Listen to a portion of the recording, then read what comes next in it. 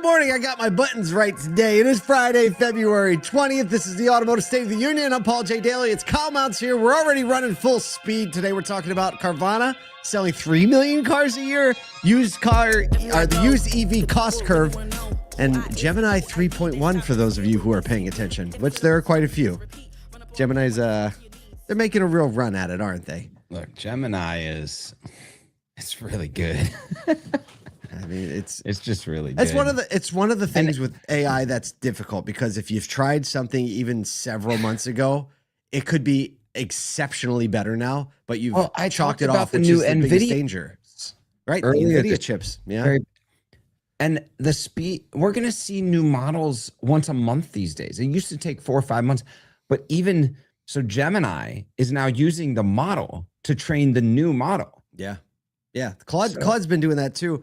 And I think this is like, if you use a lot of software in your business, and a lot of our listeners do, you realize that more and more features are being added fast. And you're like, oh, yeah, that's a great little feature. Oh, like one just happened to us yesterday. We were like, man, it'd be awesome if they did this. And then literally the next day, we're like, it does that now. And we're going to see more and more of that, because now you can code and implement faster than ever. And if you're an automotive software company, right, like, not only does this up the requirement of what dealer expectations are going to be, right? However, it also ups the requirement that you have a very good and structured mechanism for how you talk about things and releases and communications and in marketing. So the whole thing is kind of like cycling up in a very interesting way, and a velocity we've never seen before. And the bottom line is, we're going to have to change and adapt the way we do things if we're going to keep up with it, which is why we're here. We talk about these things every day. Oh, here's an idea. What if automotive retail wasn't just a place that people try, but a place that they actually build careers? Oh, that starts with understanding your people, though. The industry loses nearly $20 billion a year to turnover. The best dealers are fighting back with ESIQ. Yeah, they measure employee engagement and satisfaction, so you can fix issues before they turn into farewells. No guessing, no drama, just clear workforce insight built just for dealerships. When employees thrive, customers thrive, and when customers notice, your store wins. Yes, they do. All right. Hey, visit esiq.ai to see how you can check it out too. Figure out how to reduce employee turnover. Love that. See, all the technology and the people, they work together. It's an amazing thing. That's why we call this the year of the human. That's why we're having a SoduCon 2026. That's why we are. In like just a little over 80 days from now. So your time is running out. Oh boy. You should go to soducon.com and check out everything that's going on. We have a bunch of speakers up. There's so much more to add to the site. But if you've been there before, or you know someone who has, you know it's going to be bombastic. You can get your early bird tickets as cheap as you will ever be able to get them right now. That window is very rapidly closing. And so we hope you'll make a little plan, circle that week on your calendar, buy a ticket, join us so we can get the people and the technology together so that everybody wins. How's that sound? Everybody win. I'm in. All right, let's talk about some news. Carvana doubling down on its goal of selling 3 million retail units annually by 2030 to 2035. I like the big window there. A nice window, yes. And ADESA is the engine under the hood. After a record 2025, the company says the runway now is very real and clear. Carvana sold 596,641 vehicles in 2025, which is up a staggering 43%. Goodness. Revenue jumping 49% to 20.3 billion. Net income a solid 1.9 billion. Q4 adjusted EBITDA reached 511 million. All that to say, they're doing really good. CEO Ernie Garcia outlined a 4-part plan: increase staffing, integrate retail production lines into more ADESA sites, build new lines, and eventually develop greenfield inspection centers. Not Steve Greenfield, just new business buildings things. Inspections. Yeah, they're looking at 6 to 8 new ADESA integrations in 2026, with full build-outs costing 30 to 35 million per site, adding an additional 40,000 units of annual capacity per site. And they're not taking over everything. They're doing really good at 600,000 sales. They still only represent 1.6% of used car sales. I remember when I saw Ernie Garcia the first time, he said their goal, big, audacious goal, and he said this probably 7 years ago, was 2% of the market.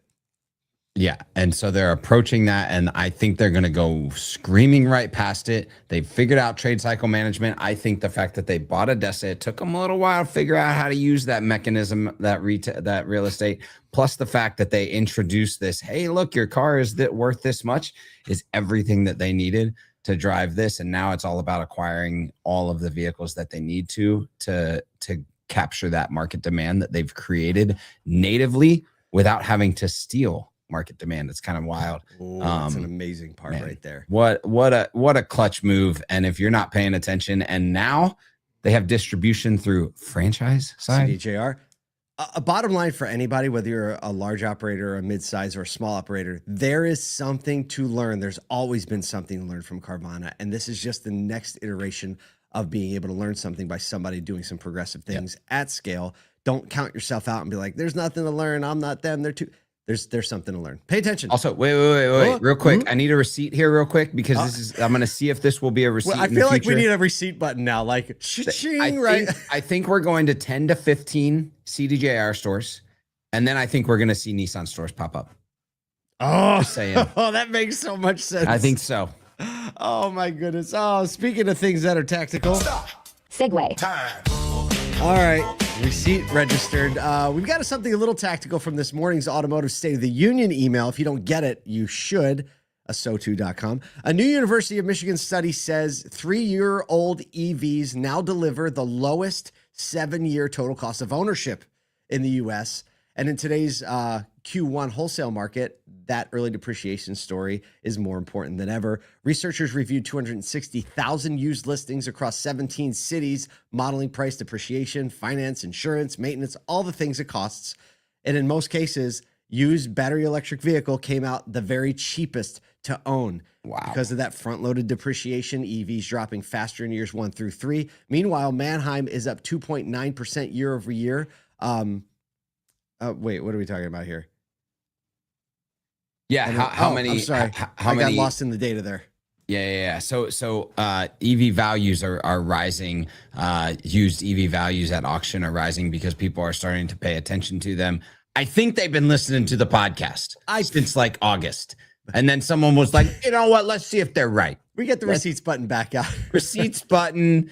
There's going to be a ton more EVs coming off lease from the past 3 years of incentivization into EVs. And once they moved from having to be a tax credit to putting that vehicle on the hood, you saw a lot more leasing. So over the next 3 years, we're going to see a lot of people rolling off leases, used EVs. If you're not figuring out how to get your people right with them, get your used car managers understanding how to appraise them, and hanging out with Plug. I know that's like this isn't a sponsored post, but you should go hang out with Jimmy Douglas if you want to find all the used EVs that nobody else wants.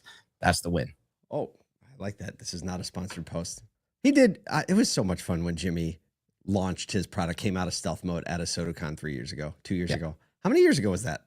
3 years ago. We got to figure out how to do more than that. That stage is just too good for product launches. It really is. That's a product launch mindset. Oh. Speaking of product launches. Segue. See there? We almost did that on purpose. Google just dropped Gemini 3.1 Pro, and early benchmarks suggest it may be one of the most powerful large language models yet. As the AI arms race heats up, the leap in agentic performance is turning heads across tech. Gemini 3.1 Pro is currently in preview with general release coming soon. Observers say it's a significant jump from Gemini 3, which is already considered highly capable just 3 months ago. On independent benchmarks, including the what's called the Humanities Last Exam, Google says the new model significantly outperformed its predecessor. Mercer CEO Brendan Fodey said Gemini 3.1 Pro now tops the Apex Agents leaderboard. Whoa. Adding the results show, quote, how quickly agents are improving at real knowledge work. Whoa.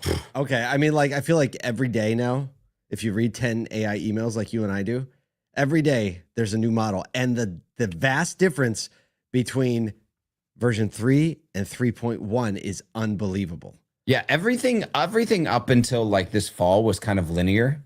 right, in the growth model of these models. But now that the chips are pacing up and we're using AI to write AI, there's this slow curve starting to build. And I feel like we're going to get to this like infinite table at some point, but we haven't reached that.